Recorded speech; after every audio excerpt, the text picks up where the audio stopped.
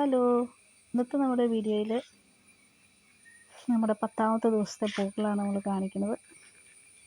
പിന്നെ ബാലൻസ് പൂക്കൾ വന്നപ്പോൾ നമ്മളത് കളയണ്ടല്ലോ എന്ന് കരുതി.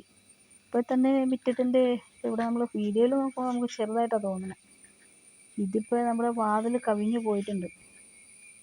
അപ്പോൾ അത് കാരണം കൊണ്ട് ഇനി ഇട്ടാൻ നമുക്ക് കൂടുതലായിട്ട് ഉണ്ടല്ലോ എന്ന് കരുതി നമ്മൾ ബാലൻസ് വന്ന പൂക്കളൊക്കെ നമ്മൾ വെറുതെ നമ്മളത് അപ്പുറത്ത് ഒരു ഇതായിട്ട് ഇട്ടിട്ടുണ്ട്.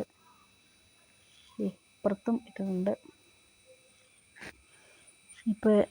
ഇനിയിപ്പോൾ നമുക്ക് ഇതുപോലൊരു അവസരം അടുത്ത വർഷം ഇതേ സമയത്തായിരിക്കും നമുക്ക് വരുന്നത്. ഇതിലൊക്കെ നമ്മൾ ആരൊക്കെ ജീവിച്ചിരിക്കും എന്താണെന്നൊന്നും നമുക്കൊരു എത്തും വഴി ഉണ്ടാവില്ല. അടുത്ത വർഷം കണ്ടു കഴിഞ്ഞാൽ കാണാം. നമ്മളിപ്പോൾ ഇന്നൊരു ദിവസത്തെ കാര്യം മാത്രം ഇപ്പോൾ ചിന്തിച്ചാൽ മതിയല്ലോ. ഇത്രയും വലിയ പൂക്കളാണ് ഈ കാണുന്നത്. നമ്മുടെ സ്ക്രീനിൽ ഒതുങ്ങുന്നില്ല. ഇതിപ്പോൾ ഈ ഒരു വശം വെച്ച് എടുത്തേക്കുന്നത് ഇത്.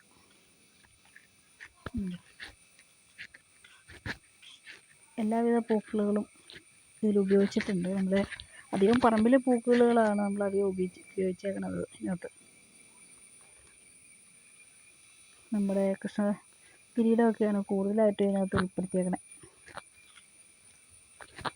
ഇനിയിപ്പോൾ നമുക്കിത് പൂപ്പടയിലാണെങ്കിലും പ്രത്യേക നിലത്തെ വെച്ച് നോക്കുമ്പോൾ വെറൈറ്റി ആയിട്ടാണ് ചെയ്തേക്കുന്നത്. നമ്മൾ കണ്ടോ, നമ്മുടെ കനകാംബരം, കോസ്മസ്, മുക്കുറ്റി, പിന്നെ ഉഷമല്ലരി, ഇതൊക്കെയുള്ള പൂക്കൾ അതിനകത്ത് ഉൾപ്പെടുത്തിയേക്കണം.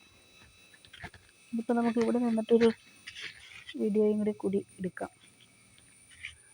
നമ്മുടെ സ്ക്രീനിൽ ഒതുങ്ങണില്ല അത്.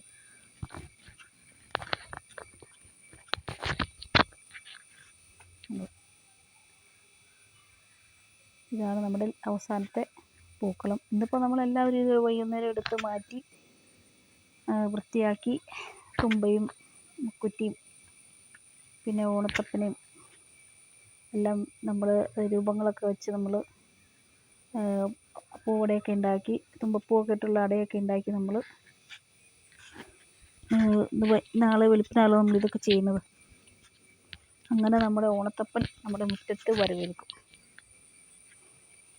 ഇതോടുകൂടി എൻ്റെ വീഡിയോ അവസാനിക്കുന്നു. ഓക്കെ.